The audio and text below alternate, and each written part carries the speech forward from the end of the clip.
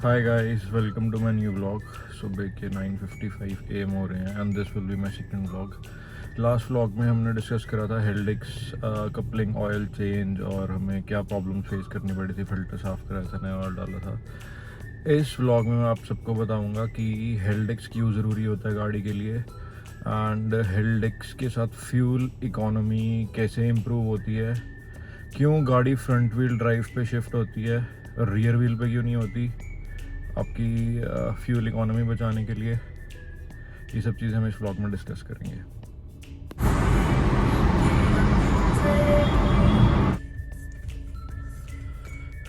Guys, अभी मैंने trip complete करी है 54 किलोमीटर्स की। गाड़ी की एवरेज है 14.5 किलोमीटर पर लीटर।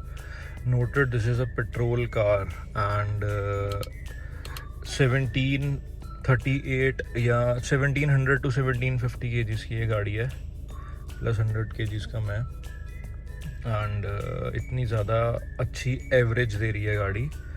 इसमें बहुत बड़ा हेल्डिक्स का रोल है जो कि मैं अभी ब्लॉग में आगे डिस्कस करूँगा। सो ये जो एवरेज आई है 14.5 किलोमीटर पर लीटर, ये गाड़ी ऑल व्हील ड्राइव है, इसके चारों व्हील्स पावर देते हैं, उसके हिसाब से बहुत अच्छी एवरेज है। रीज़न बीइंग इसमें है हेल्डिक्स एंड ये गाड़ी बेसिकली एक फ्रंट व्हील ड्राइव कार है जब तक इसको ज़रूरत ना हो। मतलब आप अगर फर्स्ट सेकंड गियर में ये गाड़ी it's like 50-50 front end rear wheel पे 50-50% टॉर्क स्प्लिट करती है। तो ऐसा क्यों करती है, फ्रंट व्हील से फ्रंट व्हील क्यों नहीं देती?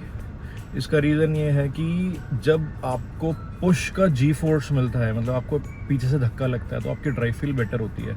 जी फोर्स क्या होता है कि आपकी बॉडी कितना फोर्स एक्सपीरियंस कर रही है, तो more G force is equal to more joy. And first और सेकेंड गियर में जी फोर्स सबसे ज़्यादा बॉडी एक्सपीरियंस करती है क्योंकि आप स्टैंड स्टिल से उठते हो, राइट।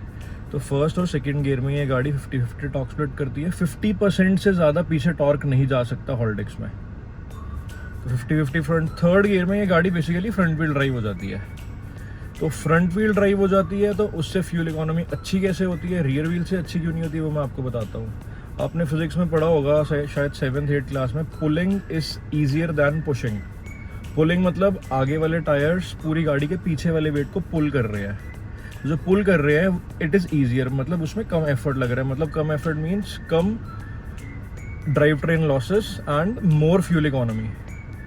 अगर ये पीछे वाले होते तो ड्राइव ट्रेन लॉस ज़्यादा होता, क्योंकि पीछे वाले एक्सेल तक पावर पहुंच जाना, फिर पीछे पुश कर रहा है तो ड्राइव ट्रेन लॉसेज ज़्यादा होते। तो हेल्डिक्स ये टेक्नोलॉजी ऐसी बनी होती है कि फर्स्ट सेकंड गियर में 50-50 होता है ताकि आपको अच्छी पुश वाली फील भी मिले फर्स्ट और सेकंड। थर्ड गियर में आपकी अगर आप नॉर्मली चलाओ, थर्ड गियर डल जाती है 24 या 25 किलोमीटर पर आवर की स्पीड से, तो गाड़ी फ्रंट व्हील ड्राइव हो जाती है।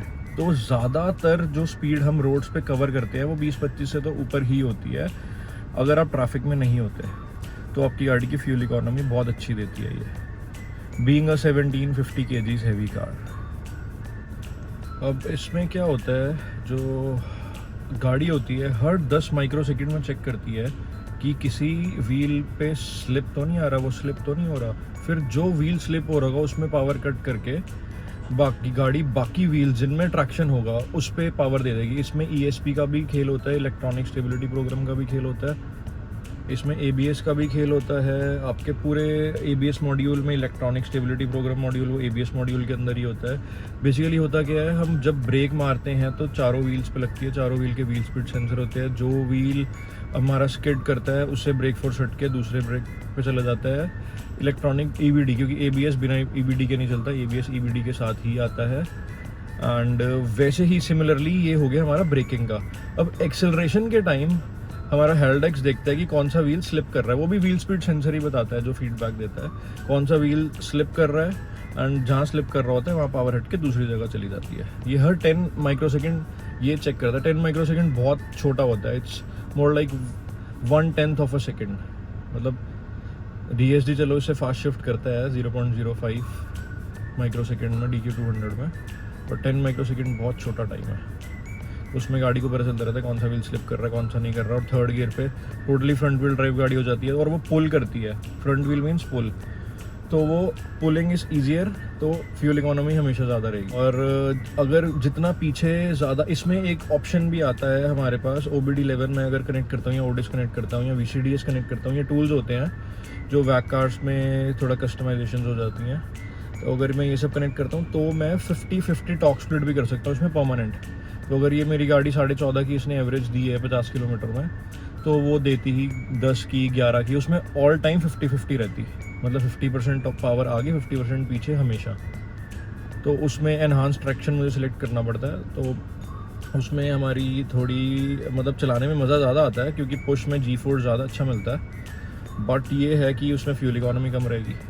तो ये बैलेंस्ड रहता है कि गाड़ी अपने आप डिटेक्ट करती है कहाँ स्लिप है कहाँ स्लिप नहीं है, उस हिसाब से सिर्फ फर्स्ट 2 गियर्स, जो हमारी गियर्स ज़्यादातर हाईवे पे नहीं लगती, उसमें ये रखता है 50-50 टॉर्क। थर्ड गियर डलते ही गाड़ी फ्रंट व्हील ड्राइव हो जाती है, तो गाड़ी स्लिप भी नहीं होती, कुछ भी नहीं होता। हम गाड़ी लॉन्च भी करते हैं, कुछ भी करते हैं, तो गाड़ी हमेशा स्लिप होती है अगर वो फ्रंट व्हील ड्राइव होती है। तो जब लॉन्च के टाइम भी 50-50 स्प्लिट कर देता है ताकि आपकी स्लिप ना हो। तो आपको हमेशा गाड़ी में ज़्यादा ट्रैक्शन ही मिलेगी क्योंकि जब ज़रूरत होगी वो पीछे पावर फेंक देगा हॉल्डेक्स।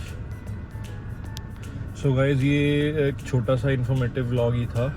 एंड आगे और चीज़ें मैं सोचता हूँ किन किन चीज़ों पे व्लॉग बना सकते हैं हम, और इन्फॉर्मेटिव चीज़ें बता सकता हूँ मैं। Please share, like and subscribe my channel. Bye bye.